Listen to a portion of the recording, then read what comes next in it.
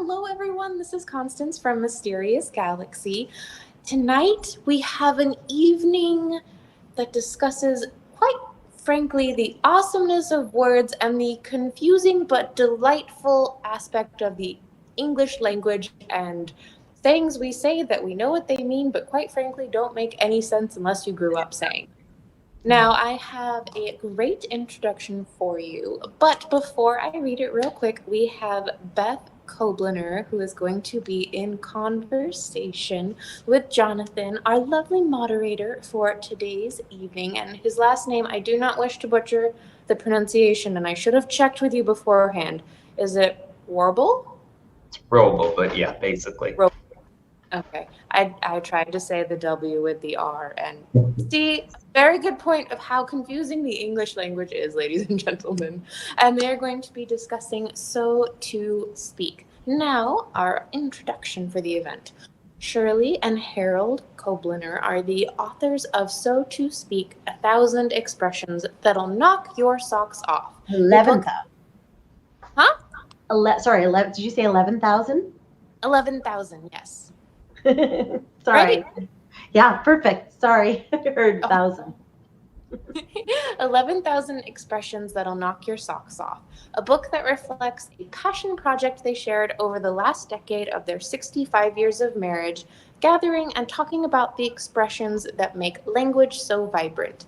Both career educators, Harold and Shirley, spent more than a half-century nurturing and teaching children. Big shout out to all of our teachers out there, especially during these times. You guys are heroes. And Harold received his PhD from New York University's School of Education and became principal of the award-winning Marie Curie Junior High School in Queens, New York. He was also chairman of the Board of Examiners, the independent agency that created and administered tests to teachers, principals, and superintendents throughout New York City.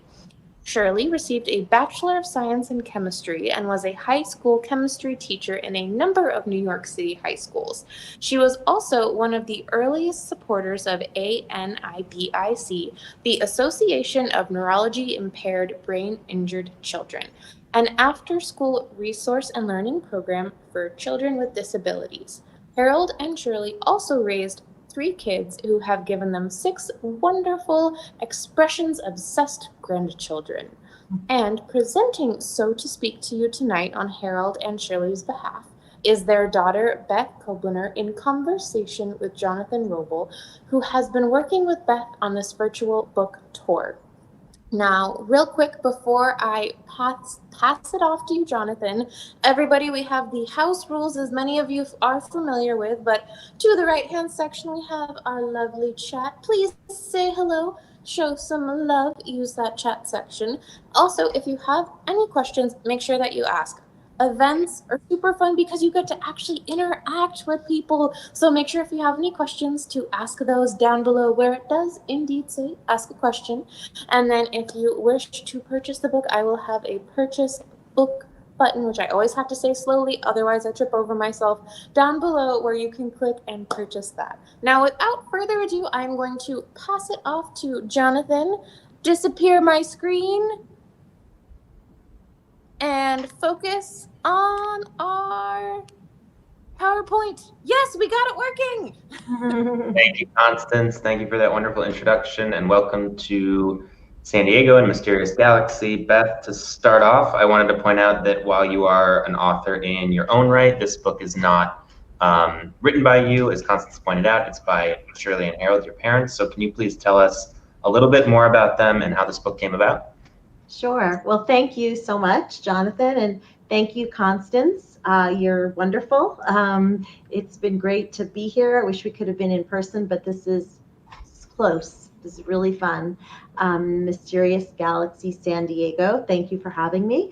And thanks everyone there for joining. Okay, so this book was written by my parents, Harold and Shirley Kobliner. The book was just published by Simon & Schuster. And my parents were happily married for 65 years. That's sort of the first thing you should know about them. And like Constance said, my father did have a PhD in education, and his whole motivation was standing up for underserved people. So he created a program that enabled soldiers to get a high school diploma at a time when it became a requirement for people in the Army to have a degree out of high school. So he introduced art and music for the first time in junior high schools for children with special needs, and that became a model for the rest of New York City. And he was chairman of the Board of Examiners, which was an agency that was specifically designed to make sure teachers knew their subject matter when they were teaching. So he really looked out for children and people who needed help. My mom was a chemistry major, which was a rarity for her day. She was also an excellent writer, and basically she loved life. She loved being a mother and a grandmother. So this book really stems from my parents' love of language and love of each other. And they also loved the fact that people grow up with expressions, and they thought it was fascinating for people to share them. Both my parents were born in 1929 at the beginning of the Depression. And we have a cute picture. Shirley, she's the one who is in the middle of the picture coming up. And she lived in Queens. There she is. That was Queens in the 1930s. And my dad, he was very, very poor, and he was born in the Bronx in 1929 as well. Here he is, a little picture of him on a bicycle, and he always made sure to tell us this is not his bicycle because they never could have afforded a bicycle. But because his family did have so few resources, when he decided he wanted to be a teacher, he actually ended up reading the dictionary because his family, they didn't have much cultural enrichment for him. He thought that was something that would be good to get his vocabulary improved. He worked really hard when he was a teacher and principal. He taught the English portion of the SATs in our basement in the 1970s to make extra money. But the idea of writing a book came to my parents when they visited my son Jacob's kindergarten class. And they were in their 70s. This is a picture of them from then. And they came up with this idea of writing a book because they came to this class, this kindergarten class, and they were reading a story to the children. And at one point, my mom put the book down and she said, "You kids are squirming around. It looks like you have ants in your pants." And the little kindergartners were, "Ants in your pants?" They thought that was the funniest thing they had ever heard. They thought it was hysterical. And so my dad explained what that expression meant. And then he said, "Well, what are some other expressions that have to do with insects?" So they thought of snug as a bug in a rug and busy bee and social butterfly. And at the end of the day, my parents looked at each other and said, "We have to write a book of expressions. We just have to do this." So they spent the next 13 years jotting down expressions from everyday life. So what started as kind of a hobby ended up being, so to speak, which is the largest collection of expressions of its kind. So 13 years, you just said, of your parents working on this book from that one day in kindergarten class. How did they do it? What was their process? How did they collect and gather so many expressions? Right. Well, they talked about they wanted to practice the art of listening, which is an expression. And they wrote down expressions whenever they came across them in everyday life. So whether they were watching TV, listening to the radio, they went to the theater a lot in New York, talking to friends, talking to grandkids, talking to family, and even, the grocer down the street. And they would collect these expressions over the week. And usually at the end of the week, they'd have 100 or so, and they'd sit down together and then categorize them. So if, say, one week they had fast as a rabbit and hungry as a lion, well, that would go in the animals chapter. Eventually it became the chapter. Busy as a bee, well, that would go in animals, but then they realized animals was just getting too big. So they put that in birds, bats, and insects, things with wings. And what's sort of funny is the way they wrote them down. So, when you go to the dry cleaner and if you get a shirt dry cleaned and you ask it to be folded rather than put on a hanger, usually it comes to you in a box and there's a piece of cardboard there so that the shirt doesn't get wrinkled. Well, my mom would always save those cardboards So we had, dozens of them in our family, as scrap paper. Why would you throw away cardboards when you could, have wonderful scrap paper? So then as they sat and categorized expressions, my dad would write them down on this shirt cardboard. So we have about 100 of them, and you could see them there. There's like gym and numbers and anatomy and miscellaneous, and this is just when they started the process. And then they eventually moved on to legal pads, and finally we convinced them to just go to a plain old Excel spreadsheet, because when you're talking about thousands of expressions, you get a little unruly having them on these cardboards. But I love this because you could see their cross-outs and red marks and arrows all over the place. I want to point out too, really quickly, that those, this is a copy of the book, those, I recognize them because they migrated to the first page of the book, which you can see small, but they're collected there. Yeah, it's so funny how people really respond to that, because it's such a clear indication of how this was a labor of love, and emphasis on labor too, because they really spent a lot of time doing it. And here's them working on it, discussing it. And even as they got older, when my mom became ill in her early 80s, she got Parkinson's. They had people living with them, helping them, aides or nurses.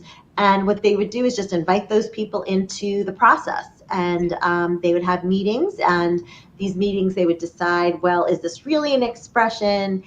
Should we put it in past tense or present tense, or how should it be categorized? And the aide or nurse would be lured into this process. And if I was there, my brothers or any family member, we'd weigh in too. So it ended up being a lot of analysis and conversation and debates. And my parents did this for 13 years. And from the very beginning, they were determined not to take any shortcuts. So they did not use Google to find new expressions, which is pretty amazing. And they did not look at any existing books of expressions or lists of expressions. They did old-fashioned gumshoe reporting. They, hit the streets, and when they were getting older, they would hit the phones, and friends would call and email them with expressions. In fact, once they hit 8,000, my dad started offering his grandkids $1 for each new expression they could come up with, because he wanted to make it to 10,000. We actually made it to 11,000. But after a couple of weeks, he said, no, I'm going broke. I can't do this, because once you offer $1 per expression, the kids got pretty excited. But if it's okay with you, Jonathan, and you too, Constance, I'd like to do a quick game from the book. It's called the Origin Story Game, about where expressions come from. So I'm going to read you an expression, and then you give two versions. I'll give you two versions of the origin story, and you tell me which one is right. So I'm not sure, Constance, if you could come back in. I'm here. Oh, great. Okay, good. So here we go. This one is cold feet. I love this picture. And the choices are: 1, cold feet comes from the fact that frostbite of the feet was such a common problem in the 19th century in England that mothers would warn against getting cold feet and make sure their kids put on heavy socks before they left for school.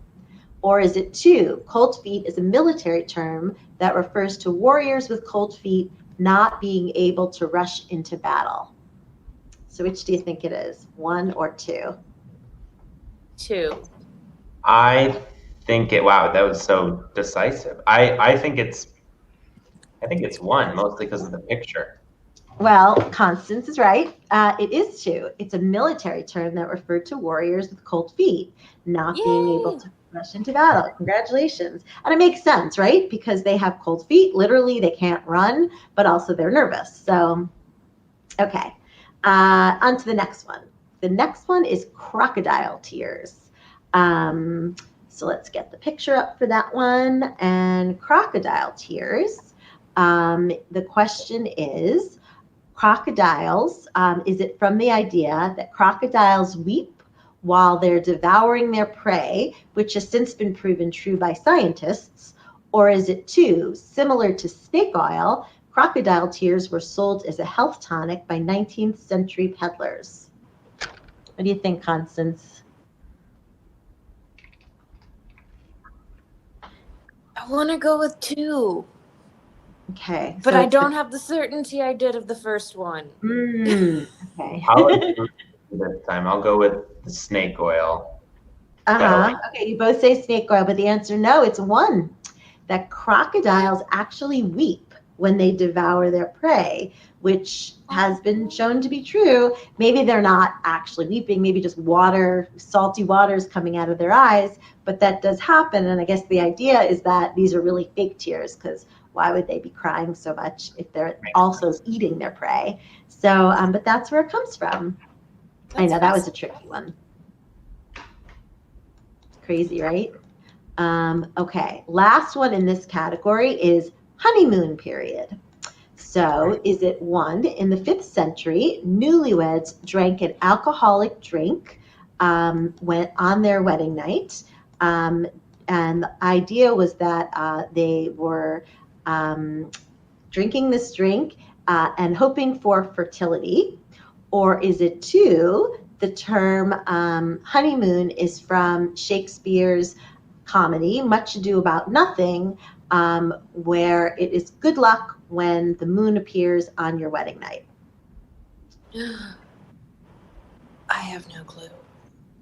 I can lead on this one. I'm gonna guess the first one, even though it seems safe to go with Shakespeare, the one about drinking during your honeymoon. That is, yeah, what do you think? I'm gonna be a sheep and totally follow on that because logically that one makes more sense to my brain. You are both right. That it's in the 5th century, they drink this alcoholic drink with honey called mead during their first month of marriage, one moon cycle, to grant them fertility and good luck. Okay, so very good. Two for 3. That's very good. Okay, here we go. Now, actually, we're done. We're done with that. Yeah, something you touched on when you were talking about your parents putting together the book is that it has many whimsical and interesting categories full of all these expressions. In fact, 67 in total. So can you explain how they came up with 67 categories and how they sorted the expressions into these categories? Right. Well, to me, this is part of their quirky genius, I have to say. My mother, by far, thought this was the most fun part, the idea of discussing and debating where these expressions would go in the book. And they have a real range from animals to colors to numbers to gambling, sports, love and money, royalty, which I just wrote a piece about it's up on Medium now, to weather.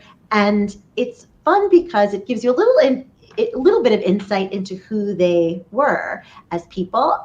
So in the chapter, for example, transportation and travel. So in that chapter, one of the main chapters of the book, you see the obvious expressions like frequent flyer and maiden voyage and vacation mode. But it also reflects my mother's unusually creative and talented ability to pack a suitcase. She was really good at packing, and before a trip, she would spend like weeks getting everything ready and folding it up and putting tissue paper out. So anyway, in the chapter called Travel and Transportation, there are all kinds of expressions like to send them packing, time to pack it in, to pack light, carry excess baggage. So to me, it's funny, and it kind of gives you some interesting surprises throughout the book. Of course, the chapters vary quite, very much in size. The biggest chapter is the body chapter with 1,039 expressions. So in body, you have all, so many, anything related to body. So you have stuff like a brain teaser, brain trust, something on the brain, to pick someone's brain, left brain, right brain, a no-brainer, the brains of the operation. And there are all kinds of expressions with brain. And then, here's a fun illustration of a man literally picking someone's brain or picking some brains. But then you also have like tickle in your throat and to live in the public eye, put your foot in your mouth, gut reaction. I could go on and on. The smallest category with only 25 expressions is the category known as postal. And this category, you'd say, like, why would there be postal? That's kind of strange. But my parents, again, were both born in 1929. And writing letters was a big part of their life. In fact, we have all these letters, love letters, that they wrote to each other, especially my dad writing to my mom back when they were young. But they would go to the post office all the time, drop off packages. So you would find in postal, even though it's sort of an antiquated idea in a way, very common expressions like to seal the deal, to go postal, push the envelope, mail it in, part and parcel. So I'm glad they kept in that chapter. Probably one of my favorite things about the book, though, is my parents often categorized expressions based on a key word rather than the literal meaning, which can lead to some very entertaining results. For example, in the food chapter, you have the obvious ones like baked in the cake, which we've all heard of. That's the way the cookie crumbles, and easy as pie. But we also have the expression in the food chapter, mint condition. And you think mint condition could go in, say, like automobiles or business, but actually it pivots on the word mint. So that's why it's in food. Or to curry favor, which is also in food for curry. Up in my grill is in food. Or to hash it out. So these are just a few. So as you're reading the chapter, you kind of get like your mind kind of gets little sparks, because you see how wordplay can be done in such a way that what you're expecting isn't always where you think it would be. Or take the chapter, for example, called The Law, which is one of the chapters of the 67 chapters in the book. And in the law chapter, it includes terms like rush to judgment, thick as thieves, good cop, bad cop. But take the expression to conduct a sting operation. So the phrase to conduct a sting operation, it conjures up like FBI agents running around undercover. And so you think that you'd put that in law, but instead of putting it in law, my parents put it in birds, bats, and insects, because sting is really the primary word in to conduct a sting operation. And then when you connect that to this illustration that they have, and you see all bees buzzing around, and there's a hive, and so you kind of realize, yes, it should absolutely be in the birds, bats, and insects chapter. So that's just an example of the kind of creativity that went into this book. And I think what makes it very fun in terms of a book that, has all kinds of surprises in it. But to remind you, they did this, like doing it once is fun, but they did this 11,000 times because there are 11,000 expressions. So they did this kind of analysis so many times, 11,000 debates, 11,000 discussions, which is pretty remarkable. And the book, we sent the book to some expert lexicographers who are people who compile dictionaries. I didn't know that, but that's what they do. And the response that my parents' book received, so to speak, was that it was really an astonishing collection. And they said that while it's fun for lay people, it's actually also a pretty important development in the field of computational linguistics, because when it comes to natural language processing, because this is such a large collection or inventory of multi-word expressions, that's really hard to put together using a computer. It's hard to do that digitally. So since we do know my parents did this all by hand themselves, for over 13 years, it really does end up being a kind of unique collection. So who knew, but maybe they did. Yeah, you've also shown us throughout that description of the chapters and the sorting and the organization, all of these illustrations from different chapters throughout the book, like this one we're looking at now. This is actually something I wanted to ask about. So does someone who entered a question, which is, can you talk to us about the illustration process in terms of putting the book together and what inspired this particular style? Right. Well, Simon & Schuster, the publisher, have a great team, and the art director is a guy named Patrick Sullivan. So he put together, and this often happens with books, they come up with a few ideas for a cover. So he mocked up a few covers basically that look like this. Some were different colors, and they showed this. Now I had said my mom had Parkinson's, she passed away a couple years ago, and my dad was sort of at first not sure he wanted to continue with the book, but he decided he would. And so I was helping him kind of interact with the publisher. But again, this book was all theirs. But then when they sent us this cover, he really liked it. But he said, you know, I love the color. I love this orangish yellow color. But he felt that as an educator, he wanted the pictures to be really clear. You know, and if you look at this, like, it's not clear, like there's an elephant, but it sort of seems like if the expression is elephant in the room, you'd want a room. Or, you know, the socks, it's not quite socks, you know, knocking your socks off. Like, he thought they should be literal, which was pretty sharp of him. He was 90 years old. And so we ended up with this cover. I promised him we'd make sure. And my dad, unfortunately, he passed away in May. But he did get to see the cover, and of course he knew Simon & Schuster was publishing it, which was great. And here is the cover as promised, that you see the elephant in the room, or you see a piece of the pie, or a feather in your cap, or they're all guessable. So in the process of seeing these pictures they had on the cover, we asked Simon & Schuster, can we get more pictures in the book? And they said yes. They found these in the British Library, and they're in the public domain. There are about 1 million pictures, illustrations like this from the 1800s, early 1900s, and they're all free. So anybody could go on and get some. So we looked through a whole bunch of them, and then we paired hundreds of illustrations with expressions in the book, which I think really gives the book a nice extra special fun interactivity quality to it. So let's take the chapter on education. There are some really great images and illustration. So the first one is to do the math, or here's another one, no easy answers, right there. He's like searching away.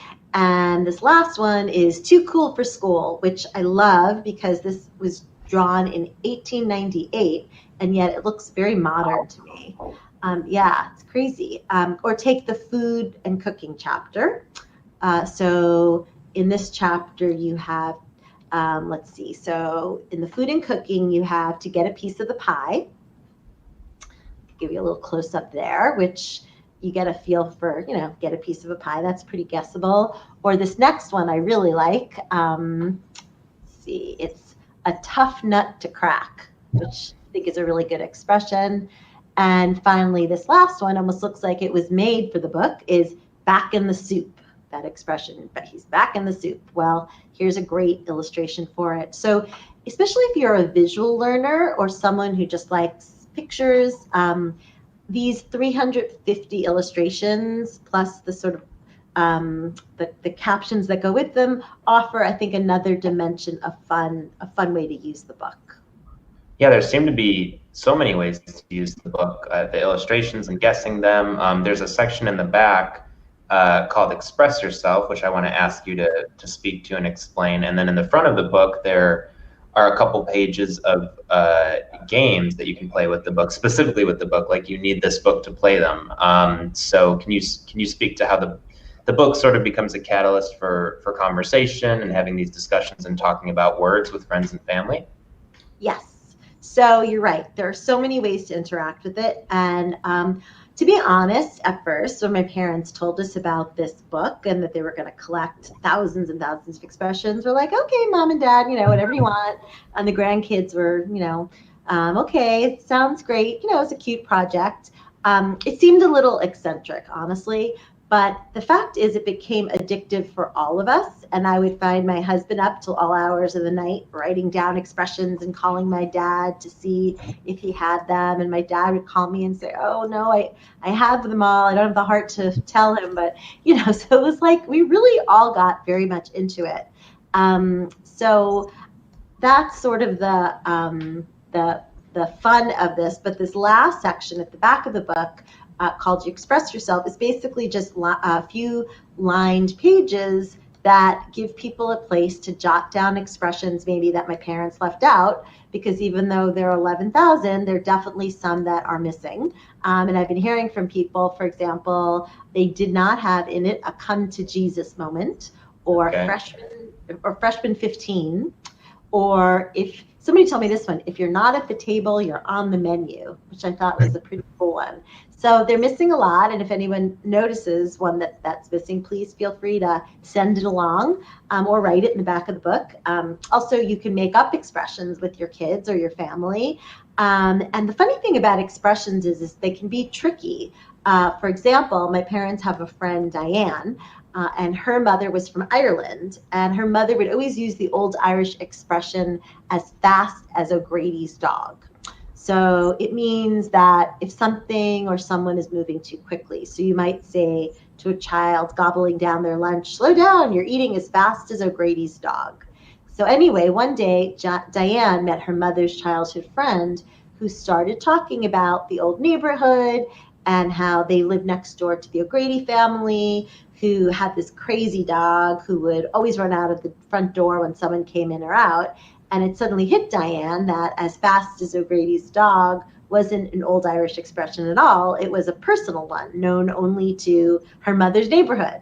So the fact is, Diane moved to New York, and she would use that expression with all her friends, and then her kids would use it. So her kids' friends would use that expression. But really, it was just an expression that developed out of their neighborhood. And many of us have sayings that we might think other people use, but then we find out, no, it's just a family expression. So that's kind of one of the fun stories that have come out of that. And in terms of games, my parents, we grew up always playing word games, number games, but my parents knew that they needed something that would sort of tie the book together. So they made sure to include more than 24 games, like the ones we're playing here tonight. And right now, one of the big draws, I think, of the book, and people are telling me this as I do interviews, is that, these are really tough times, and people are trying to stay close to home and looking for things to do. And you can read through the book, or you could read through the book out loud, which is kind of fun. But the word games also offer almost like a roadmap for interesting ways to have fun with the book and with expressions. And you can do that in person, or you can do it over Zoom, which, is another way of playing that we're constantly, participating in these days. Plus the illustrations, they leave for a lot of opportunity for guessing games. So I thought maybe, Constance, if you're up for it, you, Jonathan, and I can do a few more, or anyone else who wants to chime in on the chat. Let's see. So here, I'm going to show you a picture, and you can tell me what expression it stands for. Okay. So here we go. Here's the first one. Let's see. That guy there, by the way, is a knight in shining armor. Here we go. Here's the first one. So, right. Constance, do you have a guess or thought on this one? Or anyone? One is elephant in the room. Right, exactly. Yeah. Elephant in the room. I love that expression. You already mentioned that one. But I'll take the win. It's just a test. Listening. Okay, so this next one is a little trickier. What do you think? Something about this. The sea. Wow. Coming out of your shell. That actually sounds very good. Matt typed that in. Very good. The co-owner of the store. Congratulations, Matthew. Congratulations for owning a bookstore and for guessing it right. Okay, this one, this is a fun one. Up in the air? It could definitely be up in the air. That's a great guess. I had a specific idea, but it could certainly be that. Or it could be toss up. But the one I had in mind was like, look at her eye. What does she have? Where is her eye? She's looking at the ball. On the prize? Eye on the ball? Eye on the ball. Keep your eye on the ball. which she is doing. And the second to last one, this is a tricky one. This one I'm going to give you a clue because it's just not super obvious. That if you go out with if you're alone, you're single, and you go with a couple somewhere, you feel this way sometimes. Oh, like the third wheel. Exactly. Oh, third wheel. That's three. Sorry, I got that way too. We should stop playing and get an answer. Yeah. Okay, and this final one is we're actually approaching very soon tax time. And as Matthew would know, if you own a store especially, you have to make sure to do this well. Because if you don't do it well, you probably will get in trouble. Oh. He says balance the books. Matthew, you should have been the one playing this game. You're way better at it than I am. Unless he read the whole book. Maybe he just read the book. Yeah, he memorized them all. That's right, balance the books. I really like this one. He knows. We'll still take it as a win for Mysterious Galaxy. There you go. And of course, you don't have to just go with there are, like I said, hundreds of illustrations in the book. You could do this all day. But also, it's fun to sometimes try to capture moments in photos with expressions. I used to do this with my kids all the time. But here are my parents kicking up their heels. And here they look as happy as a clam. Here they are very young. My mom was 16 when she met my dad. He was 17. So they are callow youths or diamonds in the rough. And here they are as two peas in a pod in their golden years. This is my mom's 85th birthday. So that's the book, and that's kind of the story behind the book and what you can do with the book. But I have some fun things, a really nice website that we put together for my parents. It's sotospeakbook.com with lots of games and fun ways to interact with the book. And if you come up with some, ideas for sharing an expression that's not there, please go to any social media platform at sotospeakbook. Okay, so Constant and Jonathan and Matthew, we have to put you in here. I would say, Matthew, you should shout out your answer. I think we'll just do a lightning round of some of my favorite games. So the first one is real or fake. So I'm going to say an expression pretty quickly, and you can tell me whether it's a real expression or a fake expression. Here we go. First one is, it's always darkest under the lighthouse. Is that a real expression or a fake one? Fake. I'm going to say real only because I haven't heard it, but it sounds like it. It makes sense. Matthew, does Matthew have an answer? He said fake. He voted fake. He says fake. The answer is it's real. It's always darkest under the lighthouse. Or against the galaxy. I had never heard it before either, but it's the idea that light throws light onto water, whereas if you look at the actual structure, it's not getting much light, so it's always darkest right near where you are. I thought it was a trick let's do another question one. because of the saying it's always darkest before the dawn. So I was Yes. like, this is a trick question. I'm so convicted know. of saying it's wrong. It I is was tricky. totally wrong. I have to get my entertainment somehow, so tricking people is sort of my middle name. Okay, so a yellow dog contract, is that real or fake?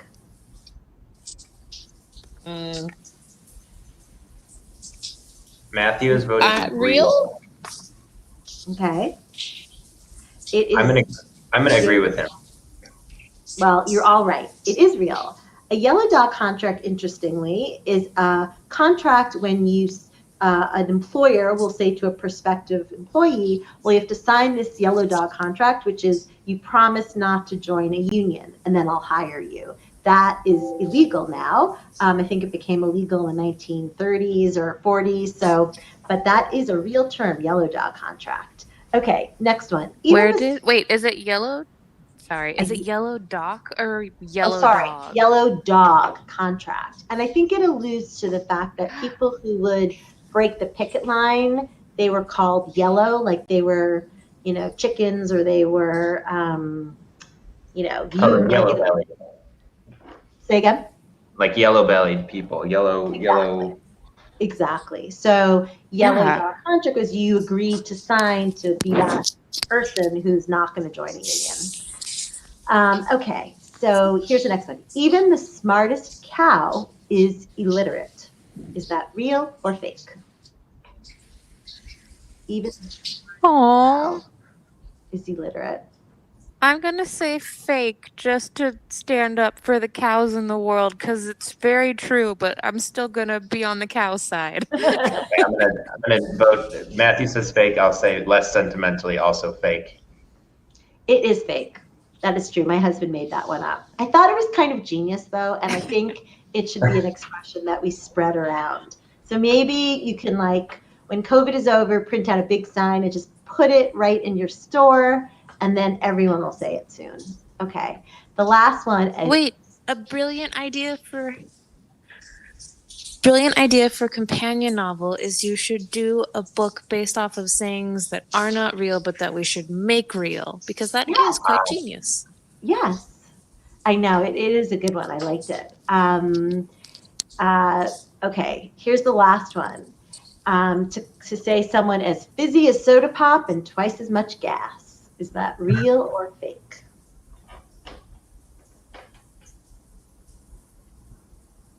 I'm gonna say real on this one. Matthew says, sounds like my life, so real. What do you think, Constance? Real? I'll say real. It's fake. I made that one up.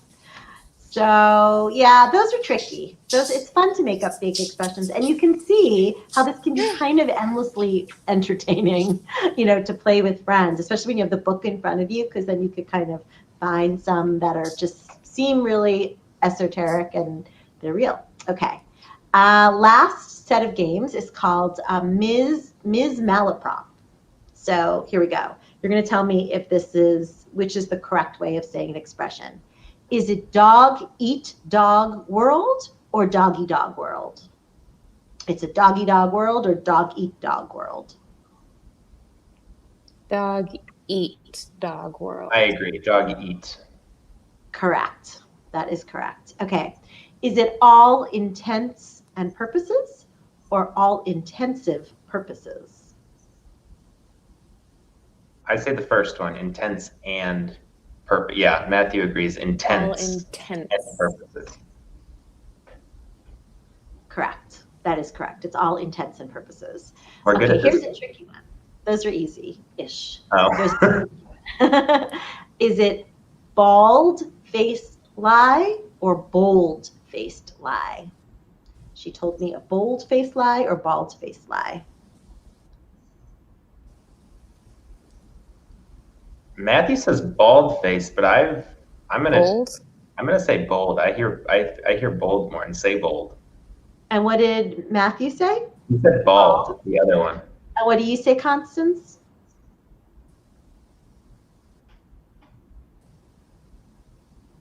I think Constance said bold. Bold. Okay. Well, the answer is that's why Matthew owns Myself, Bookstore. but I'm It's gonna stick with bold. It's bald-faced lie.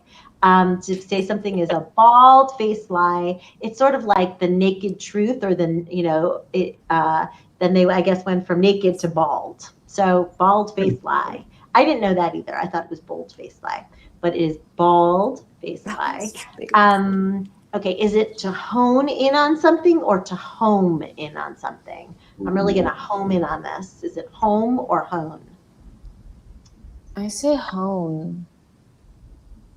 I know I've gotten this wrong before. I'll say home with an M. Matthew votes hone with an N. Okay, so most people say hone, but actually it originally was to home in, like a homing pigeon. Whereas hone means to sharpen. So it's really to home in. It's funny, I did this in front of a bunch of English teachers, like retired English teachers, and they all knew it was home, but most people say hone. Okay, here's the last one. Is it chomping at the bit or champing at the bit? Oh no, I have two more actually. This is the second to last, the penultimate. Is Oh, it champing at the bit or chomping at the bit? I said chopping at the bit, but now I like chomping, but now I just feel like everything I say is wrong. So I'm going to go in the As soon opposite as of you that and said say chomping, champing. as soon as you You're said right. chomping, Matthew said champing. He's right too. It's champing. Champing at the bit, exactly. I know most of us say chomping, but actually it began as champing at the bit. Champing means chewing. All right, last one. This is for the big money. Is it to clinch the deal or to cinch the deal? Cinch. I think clinch. Nothing yet Yeah. from Matthew. He's mulling it over. Clinch, clinch. He said clinch.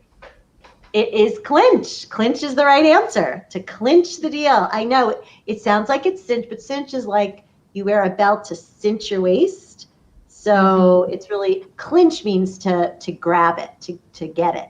So here we go. Well, you guys all did very well. You were a good team, 3 people putting your heads together. And I want to thank you, Constance, and you, Matthew, and you, Jonathan, and everyone for listening. So please check out the website, sotospeakbook.com, or go to @sotospeakbook on social media. And I'm happy to take any questions. Yeah, actually, there are a handful that I'm going to turn the tables on you and give you a little lightning round of some of these. I'm going to fail. What about this is a good one. What is your favorite chapter? Do you have a favorite chapter of the 67 chapters in the book? I love the chapter, the last chapter, which is family expressions and Nana-isms. Because my Nana, who I happen to have a picture for right here, which I didn't even realize I had handy till the other day. She's so cute. Here's my Nana. Oh, you can't see. It's my mom's mom. It's my Nana. And she had all these expressions, and she spoke Yiddish, English and Yiddish. English was her first language, but she definitely also spoke Yiddish. So we don't have them in Yiddish in here, but there's some funny ones. I mean, Yiddish has some amazing expressions, but like I like these. There's sort of, let's see, dumb as an ox, which somebody said to me, oh, my dad used to tell me he's a dumb cluck. Let's see, don't rest on your laurels. Sorry? I said she sounds so lovable.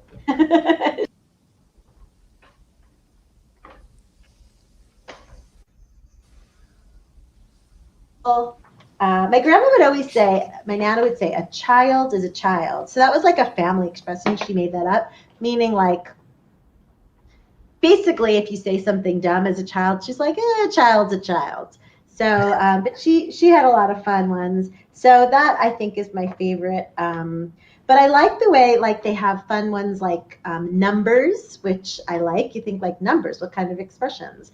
But there's so many fun ways. And again, like I said, to read it, you know, if you read it out loud, it's like, let's see, a 1-2 punch, 1-trick pony, 1-shot deal, 1-off, 1-man show, 1-liner, 1-horse town, 1-hit wonder. I mean, you go on and on.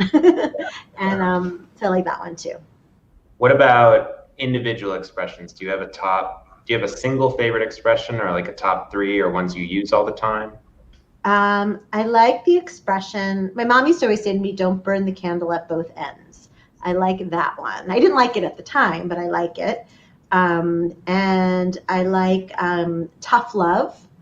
It's kind of like an oxymoron. And what else do I like? Oh, to kill someone with kindness. So I'm actually quite passive aggressive. I like doing all these things.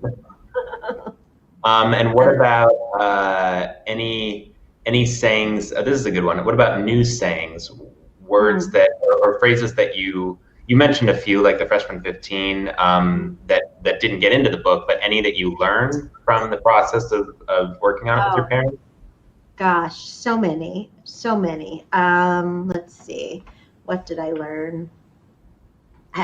Where can I begin?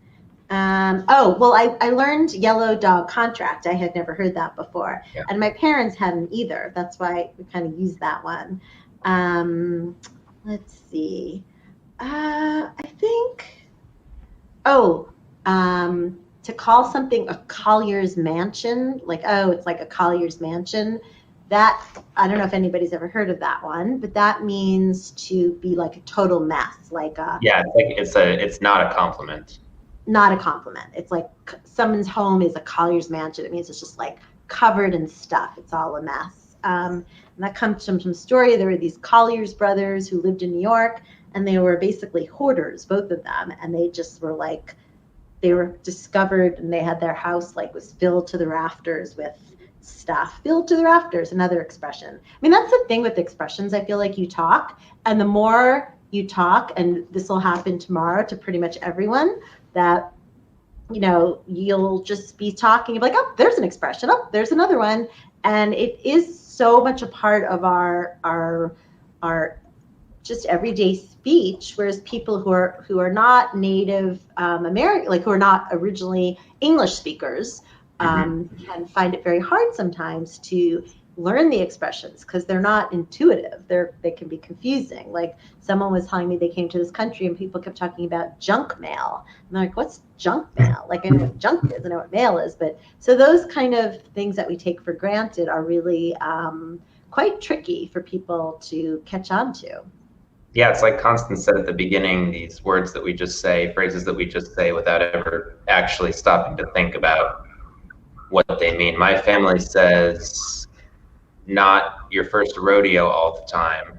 Oh, really? You know, oh, it's not my first rodeo, and none of us have ever been to a rodeo. So while we're using it correctly for what it means, it doesn't actually apply to any of us. Right. Constance, do you have a favorite expression or?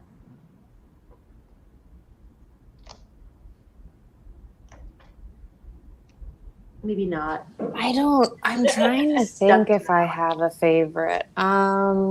It's hard to think of it on the spot. Now I'm just like, I feel like I'm sure whatever I think I like is like horrible. And this is, or I'm saying it wrong. No, that's not Like, what you're supposed to do. Gosh darn it. Or That's a good expression. confounding is another. I don't think that's a saying necessarily, but I never say that It's a one. word that takes on Also, too, a I new grew up in kind the South, so there's some. Yeah. I mean, I don't know. I think It's tricky too because I grew up in the South, so there's like some sayings that there were that you would hear like a cotton picking minute that I'm like don't necessarily feel good about using anymore because there's like so much history, which is the fun part of all of these sayings, but then also there's also sometimes not so much a fun part to some sayings as well. So it's like I'm now like hyper analyzing all of the things that are part of that's like, a what good I say. point. I mean, there were some expressions in the book that like I said, you know, I didn't gather these 11,000, but you know, occasionally my parents would mention one. I'm like, I don't think that's a good one. Like lady of the evening, like that's not okay anymore, or probably never was okay. Yeah. But it was sort of, there's some things that have kind of, you know, clearly sometimes we can't even exactly figure out why, but it's just not such a good way of saying something anymore. And then there are new expressions like, you know, I would say to gossip would be to dish the dirt, but young people say to spill the tea, or, you know, I would call my husband a sweetheart and my daughter calls her boyfriend her bae. So they're different, you know, and of course with LOL and all the acronyms that are part of texting now, there are just new ways of saying things that I think kind of it sort of adds to the fun of this intergenerational kind of conversation that the book really was meant to spark. I'll add that Matthew, our official chat room expression star, says that he likes something not cutting the mustard, that expression, which is a good one. And I never really thought about what it means. But I love that. Doesn't cut the mustard. I love that expression. I don't even know what that means. It doesn't. I was thinking about it as soon as I saw it typed in. I think it's like mustard is so strong on anything you put it on, so it needs to be really meaty and something else needs to be meaty and strong tasting itself to cut through the taste of the mustard is what I think it means. You're making these things up now. But I bet that's right. Yeah. Okay, so as a final... sorry to interrupt. There's one that was interesting from Sweden, came across expressions. It's to get your beard caught in the mailbox, which apparently is like getting your hand caught in the cookie jar. And apparently that idea, there are all kinds of expressions in different language that reflect that sentiment. So yeah, your parents would love that one, given the mail connection. That was my final question, by the way, is as a final tribute to them and to the work that they put into this book, and the passion they put into this book, do you have any message you want to give us, or to people who pick up the book, any message to them as readers? I think that what my parents really stood for, and I'm so lucky to have had such good parents, is, and I do feel like they're watching and giggling about this whole thing and finding it very entertaining. But I think that, the idea of spending time, not with phones and not with, being distracted, but just really spending time together, and playing old-fashioned games and talking about expressions, is just kind of a nice way to interact that isn't stressful in these very stressful times. All right. I love that so very, very much. And I think it's so true. So I want to say a huge thank you for bringing this book and continuing its story and sharing it with us tonight. Oh, thank you. You're so sweet. Thank you. No, I mean, it has an absolutely lovely story to it that adds to the already amazing quality of the book that I'm really excited to get to share with readers. Plus, it's just fun.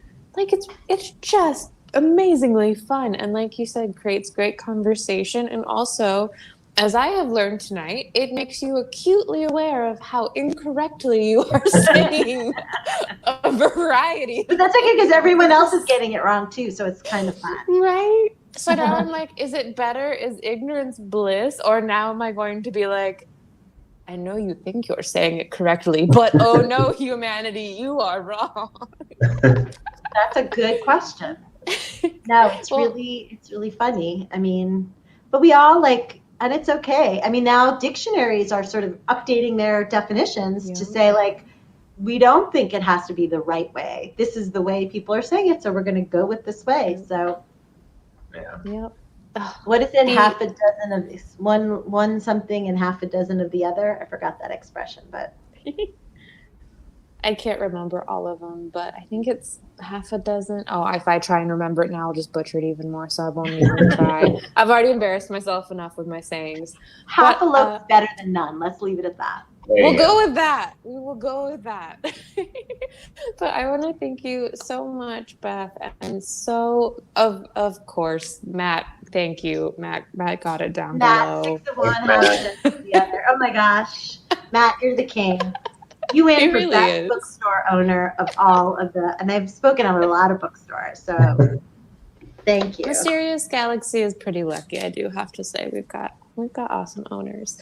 But I want to say thank you so very much, Beth, Jonathan. This was absolutely such a delight. The games were so much fun, and it is a beautiful book that I highly, highly recommend to everyone out there to go and pick it up. Not only is it physically beautiful, but it is just mentally beautiful, as well as challenging and stimulating, and all of the things that you could want with a book like this.